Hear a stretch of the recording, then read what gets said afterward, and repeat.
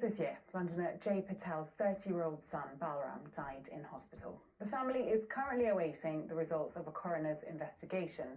Well, the family claim he was given unsuitable treatments and were left hurt by the way that they say they were treated after their son's death. Well, they've set up a group called Patients Lives Matter to connect with other parents or patients who feel unhappy with the way that they've been treated. This is Jay's story. Let's take a listen. Balram was happiness personified.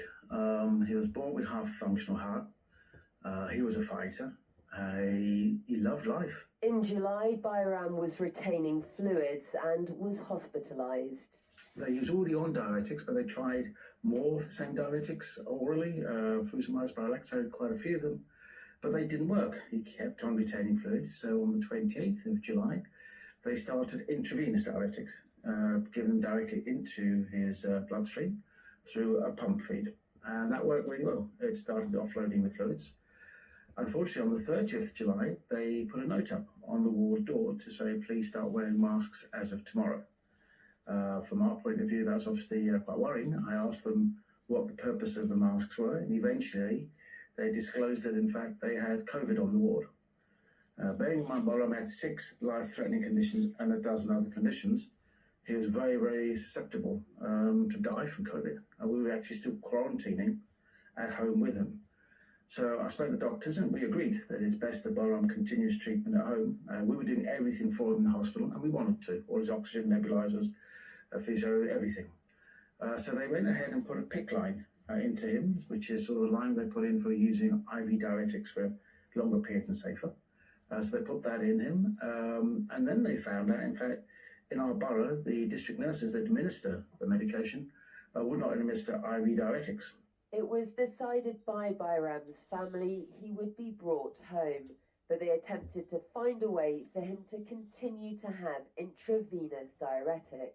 On the 3rd of August in the afternoon, they came to me and said, oh, by the way, he's okay to be discharged and he'll be absolutely fine with oral diuretics. And I said, no, there's no way he can be okay with oral diuretics. You changed from oral diuretics to IV diuretics on the 28th of July because they weren't working. That was only 5 or 6 days ago. Why would they work now? We got there about 5:30 and they gave him a bolus dose of diuretics, which is a single dose of 40 milligrams intravenously. And then at 6:50, they took an x-ray of Balram's lungs and his lungs were absolutely flooded. Yet they didn't start the IV pump till 1 o'clock the following morning. That was over 6 hours or so later. Anyway, they started the IV at 1 o'clock in the morning and Balram died at 4 o'clock in the morning. And they tried to resuscitate him, and I think he was clinically dead at 4:42 or thereabouts.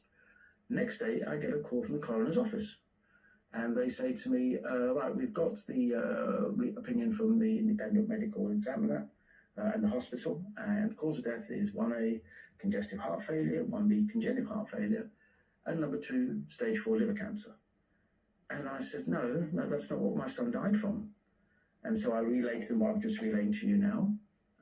And they said, could you please put it in writing to us and give us evidence? And this is 12 hours or so after my son has died.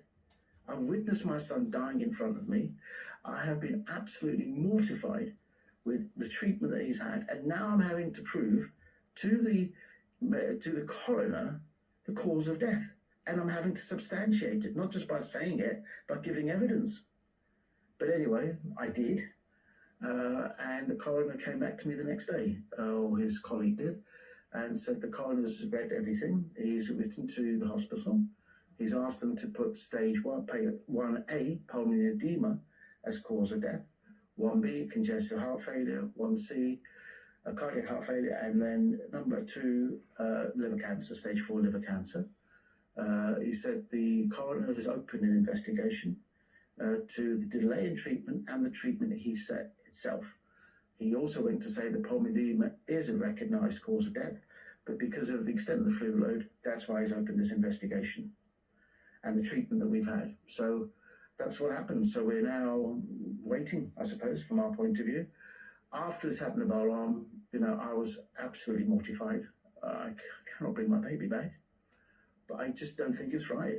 We've had 30 years of hospitalisation with Balram. We've had 30 years of hospitalisation with Balram. We've experienced so many different things, but my philosophy has always been, I'm not here to fault find, I'm here to get my baby home. So I've just kept it in and said, I need to get Bahram home. But now Bahram is no longer with us. I don't think other people should suffer. In fact, they shouldn't suffer the way Bahram did. And other families shouldn't be ripped apart like I was. The coroner's investigation is still ongoing. Sarah Firth, London Live.